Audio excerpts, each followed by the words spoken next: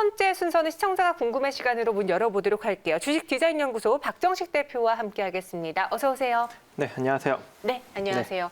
오늘도 좀 시장이 무거워서 네. 활기차게 시작하기가 참 어려운데 지금 코스닥이 2% 넘게 빠지고 있거든요. 그래서 오늘 코스닥에 대해서 집중 점검, 긴급 시장 진단해 보도록 하겠습니다. 첫 번째 질문은요.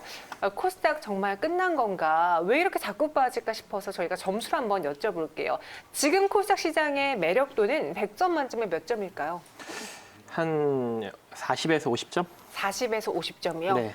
그러면 지금은 매수보다는 약간 매도, 부정적인 의견이 조금 더 많은 것 같은데 코스닥 지수가 계속 밀려나는 게 뭐 대주주 양도세 문제도 있을 것 같고 그동안 올랐던 분들이 발을 빼는 것도 있고 연말에 대한 부담감이 가장 크게 작용할 것 같거든요. 박정식 대표는 그 이유를 무엇으로 보세요?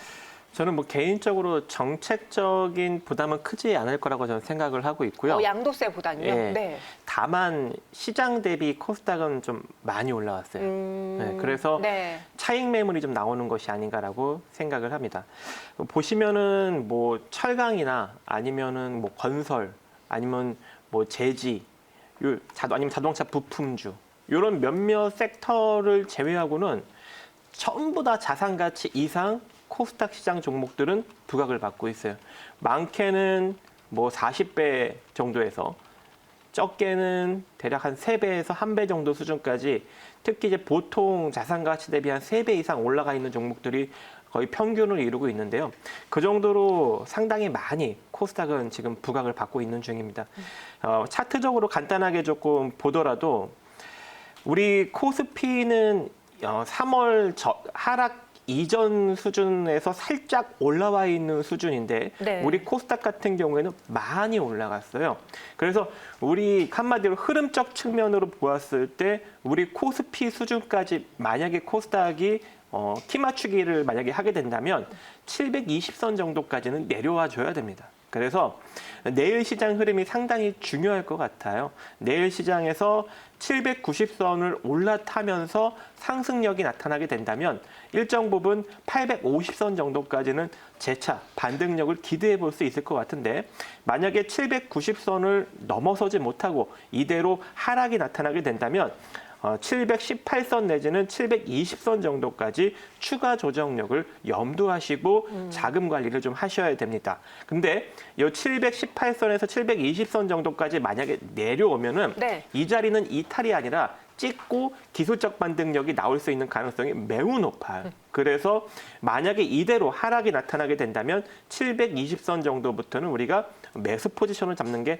맞다라고 생각을 합니다. 그러니까 어느 정도의 하단은 또 열어놔야 되기 때문에 지금 공격적인 매수보다는 좀 지켜보자라는 점에서 4, 50점의 코스닥 점수를 드렸어요. 그럼 지금 기다리신 분들이 그나마 버티는 거는 그래 연말에 이렇게 코스닥을 눌렀으니 내년 연초에는 코스닥이 더 강하게 반등해주지 않을까라는 기대감이거든요.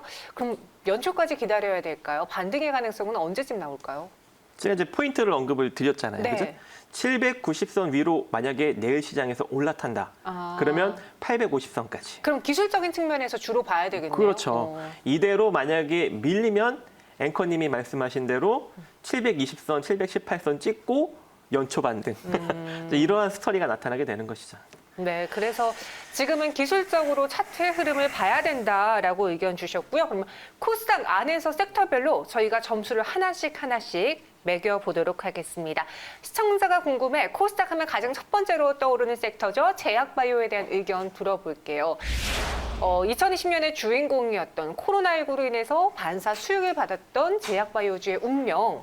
내년엔 어떨지, 연말엔 어떨지 점수로 매겨볼게요. 저는 뭐 거의 30점 이하? 30점 이하요. 제약바이오에 대해서 굉장히 네. 박한 점수를 주셨는데 그동안 코스닥 시장에서 아마 많이 샀던 종목을 따져보자면 제약바이오주가 많으실 거예요. 개인 투자자들. 근데 여기에 뭐 연말에 양도세 문제라던가 좀 일단 빼고 보자는 심리가 강하다면 가장 큰 타격을 받는 건 제약바이오가 아닐까 싶거든요. 네. 어떻게 보세요? 제가 만약에 공매도를 할 수 있었다면은 제약바이오에서 떼돈을 벌지 않았을까라고 생각을 합니다. 네. 그 정도로 공매도 메리트가 있는 가격들이 가격을 갖고 있는 종목들이 너무 많아요. 그래서 제약바이오는 여러분들이 손쉽게 좀 접근할 수 없는 구간이다라고 저는 계속적으로 언급을 하고 있고, 물론 저도 제약바이오 좋아했어요. 언제부터 부각받았어요? 2014년부터 부각받았습니다. 그래서 저는 2014년, 15년, 16년까지 저는 굉장히 수익을 많이 냈어요. 제약바이오에서 한 4, 5배 정도 수익 낸 종목도 있고. 근데 2017년부터는 제가 제약바이오를 좀 안 좋게 이야기를 했어요. 계속적으로. 왜냐하면 이미 지금 제약바이오 섹터가 부각받은 지 몇 년 차예요? 6년 차잖아요. 그죠? 그리고 여기에 이미 많이 부각받은 상황에서 지수가 하락을 했는데도 불구하고 코로나19 팬데믹이라는 게 터지면서 제약바이오가 덜 눌렸어요. 원래 여기서 엄청 눌렸어야 되는데 이게 팬데믹이 터지면서 덜 눌린 상황에서 오히려 더 올라갔단 말이죠. 그럼 결과적으로 뭐예요? 그것만큼 거품이 많이 꼈다는 거예요. 그래서 지금 여기서 제약바이오로 여러분들이 섣불리 접근하신다면 큰 낭패를 당할 수 있는 가능성이 없지 않아 존재하고, 지금 제약바이오 섹터에 보통 여러분들이 알고 있는 부각받는 종목들은 보통 한 7배에서 많게는 대략 한 35배 정도까지 자기 자산 가치 대비 부각을 받고 있단 말이에요. 한참 핫했을 때는 50배까지 올라간 종목들도 몇 종목 있었죠. 그래서 이제는 제약바이오를 내려놓고 아직까지 부각받지 못한 섹터를 노리시는 것이 긍정적이지 않을까라고 생각을 합니다. 그러면은 올해는 사실 코로나19가 가장 제약바이오의 큰 키워드였잖아요. 내년에도 코로나19라는 이슈를 갖고 있는 제약바이오가 오르게 될지, 아니면은 좀 지루한 뉴스가 될지, 제약바이오를 공략하고 싶으신 분들은 어떤 포인트에 집중할까요? 만약에 네. 이 코로나19라는 바이러스가 말고 네. 다른 바이러스가 나타났다. 완전히 새로운. 네. 네. 거기서 이제 팬데믹이 일어난다. 네. 그러면 제약바이오 갈 수 있어요. 그러니까 아예 새로운 뉴스가 그렇죠. 나와야 된다는 말씀이시군요. 이미 이제 네. 코로나19라는 바이러스는 전 세계적으로 백신과 치료제를 개발하고 있잖아요. 네. 더 이상 강력한 모멘텀이 될 수가 없습니다. 그래서 내년까지 코로나19 하나 바라보면서 이 제약바이오를 투자한다는 것은 아닌 것 같아요. 그래서 이제는 코로나19 내려놓을 때가 된 것 같습니다. 그러면 코스닥 안에서도 제약바이오 안에서 코로나19와 관련된 시총 상위 종목 저희가 제넥신으로 한번 꼽아봤거든요. 제넥신을 대표적으로 투자 전략 세워보면서 가격까지 들어볼게요. 네, 제넥신 같은 경우에도 시장에 조금 많이 부각을 받고 있죠. 지금 계속적으로 하락이 나타나고 있는 상황인데, 지금 하락 와중에도 자기 자산 가치 대비 몇 배 부각받고 있어요? 7.7배 부각받고 있습니다. 보통 이렇게 영업이익을 못 내고 있는 이런 신약 개발사들은 3년 안에 그나마 좀 영업이익을 흑자로 좀 돌려놔야 돼요. 근데 3년이 지나도록 계속적으로 이 영업이익을 흑자로 돌려놓지 못하면 결과적으로 이 프리미엄 거품은 다 꺼지게 될 수밖에 없습니다. 근데 지금 벌써 제넥신이 3년 차예요. 3년 차인데 아직도 대규모 적자 기조를 이어가고 있기 때문에 그 성장 모멘텀은 상당히 좀 적다, 이렇게 볼 수 있을 것 같고, 지금 뭐 독자적인 기반 기술로 바이오 신약을 개발을 하고, 네. 이 항암 면역 치료제 같은 것들도 지금 계속적으로 개발을 하고 있다고 언급을 하고, 거기에 뭐 이 GX17 미국에서 네오 이뮨텍 주도로 코로나19 환자 대상으로 임상이 또 진행 중이다라는 또 이슈를 계속 만들어내고 있지만, 이미 뭐 항암제나 아니면 이런 코로나19 치료제나 이런 것들은 이 회사만 개발하는 게 아니잖아요. 그죠? 많은 회사들이 개발을 하고 있어요. 그리고 막상 지금 당장 개발이 되는 것도 아니에요. 여기서 또 몇 년이 더 걸리는 것이죠. 그래서 제넥신은 이제 여러분들 내려놓을 때가 됐습니다. 그래서 기술적으로 좀 언급을 드리면 11만 5천 원 내일 시세에서 올라타지 못하면 더 눌립니다. 그러면 어디까지 눌리냐면 9만 7천 원짜리까지. 네. 그래서 9만 7천 원짜리 지지받고 반등이 나오면 다행인데, 만약에 9만 7천 원도 이탈하게 된다면 7만 6천 원까지 하락할 수 있습니다. 그래서 11만 5천 원짜리 내일 올라타지 못하면 9만 7천 원까지 하락한다 생각하시고, 9만 7천 원도 지지받지 못하고 깨지면 7만 6천 원까지. 근데 7만 6천 원은 기술적 반등력이 나타날 수 있어요. 그래서 7만 6천 원 터치하면 그러면 대략 97,000원 정도 기술적 반등력은 우리가 생각해 볼 수 있을 것 같습니다. 네, 알겠습니다. 빠르게 다음 섹터로 넘어가 볼게요. 이번에는 그래도 가장 기대가 되는 미래차 섹터입니다. 이 운명은 거스를 수가 없는 미래차, 뭐 전기차, 수소차, 자율주행차 다 해당될 수 있겠죠? 이 미래차 섹터, 코스닥 시장 안에서 점수 몇 점 드릴 수 있을까요? 100점. 100점. 우리 박정식 대표님이 100점을 주시다니 저 이런 날도 오네요. 미래차에 대해서는 강한 투자 의견 주셨습니다. 그럼 대표적으로 사실 미래차 하면은 우리가 지금 환경도 생각하잖아요. 재난 문제 때문에 환경도 생각해야 되고 바이든 후보도 친환경에 대해서 드라이브를 걸고 있고 여기에 테슬라가 계속해서 기술을 발표하고 있으니까 이쪽은 2021년에도 대세가 될 수 있을까요? 일단은 제가 계속적으로 2017년부터 강조드린 게 뭐냐면 전 자동차를 계속적으로 2017년부터 강조드렸거든요. 네. 근데 그때부터 강조드린 게 트렌드가 변하는 거잖아요. 제품이 변하는 거예요. 기존에 한마디로 화석 연료에서 이제 뭐 전기로 가는 수소, 그다음에 전기, 거기다가 자율주행까지 한마디로 폴더폰에서 이 스마트폰으로 전환되듯이 이렇게 지금 트렌드가 변환되는 그런 과정이기 때문에 이 자동차 섹터는 계속적으로 부각을 받을 수밖에 없다. 오히려 지금과 같은 하락장에 조정이 들어오면은 우리는 적극적으로 공략을 해야 된다라고 생각을 합니다. 일단 지금 시장이 뭐 조금 좋지 않으니까요. 좀 기다렸다가 눌리면 매수의 기회로 삼으시면 될 것 같습니다. 매수의 기회다. 그럼 전기차, 수소차, 자율주행차 이 세 가지로만 미래차를 좀 구분해 본다면 어느 쪽이 더 유력할까요? 저는 다 같이 봐야 된다고 생각해요. 왜냐하면 네. 이게 섹터를 꼭 나눠달래요. 저한테 질문하시는 네, 분들이. 네. 근데 나눌 필요가 없어요. 다 한 번씩 가니까요. 순환하면서. 아니죠, 아니죠. 그럼요. 만약에 내가 자동차 부품 회사를 운영한다고 생각을 해보세요. 네. 근데 내가 지금 뭐 그냥 일반 화석연료 자동차 부품을 만들고 있어.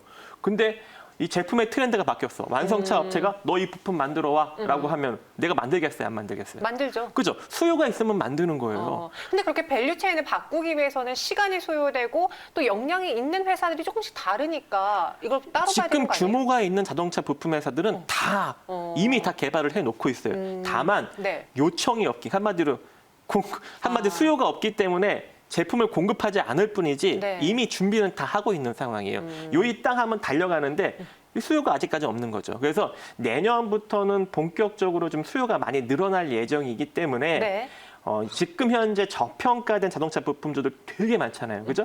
그런 것들을 여러분들이 지금부터 유심히 눈여겨보셔갖고 내려오면은 매수의 기회로, 특히 이제 분할 매수의 기회로 바라보시면서 1, 2년 정도는 쭉 끌고 가셔야 돼요. 그래야 네. 여러분들이 제약바이오에서 큰 수익을 낸 것처럼 자동차 섹터에서도 그런 수익을 낼 수 있습니다. 알겠습니다. 저희가 뽑은 종목은요, 대표적으로 에코프로 BM입니다. 코스닥 시장 안에 있고요. 또 전기차와 관련해서 투자자들이 좋아하는 종목이잖아요. 에코프로 BM은 이런 장에서 매수해야 될지 가격 전략은요? 네. 자, 에코프로비엠은 이미 자산 가치 대비 6.15배 정도 부각을 받고 있는 한마디로 시장의 부각 종목입니다. 그래서 이런 종목으로 우리가 이제 대수익을 내기에는 현재 위치에서는 좀 재미가 없죠. 그래서 그냥 짧은 매매 정도로만 우리가 이제 구축을 하시면 될 것 같은데 제가 좋은 종목을 골라드렸는데 역시 이제 시장이 핫한 종목을 방송에서 해야 된다고 이걸 골라주셨어요. 그래서 지금 현재 보시면은 10만 8천 원짜리가 지지 라인입니다. 요 10만 8천 원짜리를 지지를 받으면 12만 1천 원 정도 자리까지 우리가 기술적 반등력을 노려볼 수 있을 것 같고 이 10만 8천 원이 만약에 깨지고 내려오면 9만 4천 원 정도, 9만 5천 원 정도 자리에서는 필연적인 반등력이 나타납니다. 그럼 여기서 만약에 반등이 나타난다면 기술적으로 10만 8천 원 정도 자리까지 짧게 끊어서 수익 내는 이러한 기술적 매매, 지그재그 매매를 할 수 있을 것 같습니다. 네, 알겠습니다. 그럼 마지막으로 또 코스닥 하면 빼놓을 수 없는 섹터 반도체로 넘어가 보도록 하죠. 올해는 다소 실망스러웠던 반도체입니다. 반도체는 지금 100점 만점에 몇 점 줄까요? 50점. 50점. 아직도 애매한 포지션인 것 같은데. 아니요, 이게 저평가 약간 부각을 받지 못한 종목들도 아직 상존하고요. 네. 좀 부각을 받은 종목들도 있고 네. 반반이에요. 그래서 반반 점수 50점 주셨어요. 알겠어요. 특히 반도체 중소형주들이 최근 하락에 좀 많이 가파른 것 같은데 반도체 사신 분들 많거든요. 이유가 뭘까요? 반도체 섹터가 가려면은 시장이 가야 되는데 시장이 지금 못 가고 있잖아요. 그래서 반도체가 움직이지 못하는 겁니다. 근데 우리 시장이 만약에 강력하게 상승력이 나타난다면 반도체 섹터도 갈 수밖에 없어요. 왜? 반도체가 안 가면 시장이 움직이지 않거든요. 그래서 특히 요즘 반도체 섹터 중에서는 실적이 좋은 반도체 회사들이 진짜 많습니다. 많은데 이제 그 종목들이 이미 자산 가치 대비 한 3배 정도 부각받은 종목들이 대다수 포진돼 있고, 근데 실적이 좋은데도 불구하고 자기 자산 가치 수준이던가 그 이하 종목들이 되게 많아요. 그래서 여러분들이 이미 3배 이상 여러분들이 알고 있는 막 그런 종목들 투자할 생각 하지 마시고, 시장이 아직 부각받지 덜 받은 종목들이 좀 있거든요. 그런 종목들을 찾아서 미리 베팅해 놓고 기다리는 분할 베팅. 특히 이렇게 시장 빠질 때 그런 종목들은 또 별로 빠지지도 않아요. 그런 종목들 분할 베팅해서 끌고 가는 전략이 전 좋다고 생각을 합니다. 반도체 부품 장비 안에서는 대표주로 솔브레인을 꼽아봤습니다. 뭐 솔브레인 외에 다른 종목들에 대한 투자 의견일 수도 있겠는데 가격 전략 어떻게 세워볼까요? 네, 솔브레인은 이미 4.8배 지금 부각을 받고 있고, 지금 분할 후 재상장 됐는데 주가가 조금 부진하죠. 왜냐하면 그것만큼 지금 시장에 부각을 받고 있기 때문에 현재 주가에서 메리트가 나오지 않고 오히려 차익 매물이 나타나고 있는 겁니다. 그래서 우리가 이제 기술적으로 접근을 해보면 일단 분할 상장된 시작 가격이 대략 20만 원짜리잖아요. 그래서 20만 6천 원 정도 자리에서 기술적인 지지력이 나타날 수 있을 것 같아요. 그래서 이 솔브레인을 노리시는 분들은 20만 6천 원짜리를 기다렸다가 베팅을 한번 해보시고, 20만 6천 원 만약에 이탈되면 더 빠지는 거니까 빠르게 본전 수준에서 빠져나오시고요. 20만 6천 원 지지받고 만약에 반등이 나오면 23만 원짜리는 자리까지는 기술적 반등력이 필연적으로 나올 겁니다. 그러면 20만 6천 원 지지받고 반등 시 23만 원짜리까지 노려보는 전략 제시해드리도록 하겠습니다. 알겠습니다. 지금 채팅방에도 그래요. 오늘 코스닥 지수 왜 이렇게 밀렸나요? 완전 놀랄 노짜입니다. 그리고 떨어지는 칼날은 받지 말랬는데 뭐 다양하게 의견 주고 계시거든요. 이분들에게 정리하는 차원에서 그래서 우리가 봐야 되는 코스닥의 기술적인 반등 지수는 무엇인지, 마지막으로 그 가격가에 오면은 사야 되는지 정리해 주세요. 자, 코스닥이요? 네. 자, 마지막으로 정리를 해드리면 지금 790선이 종가 수준으로 지금 이탈이 되고 있잖아요. 네. 내일 시장에 이 790을 만약에 올라타면 회복한다면 850까지. 850까지. 만약에 올라타지 못하고 네. 이대로 790선 밑으로 쭉 밀리면 네. 720선 자리에서 기다렸다가 매수 포지션을 잡으시면 될 것 같습니다. 알겠습니다. 우리 박정식 대표의 의견은요. 내일 코스닥의 지수 흐름이 변곡점이 될 수 있다. 우선 790을 돌파하느냐, 회복하느냐, 안 하느냐 그 점을 눈여겨보자라고 이야기했습니다. 알겠습니다. 지금까지 박정식 대표와 함께했어요. 고맙습니다. 네, 감사합니다.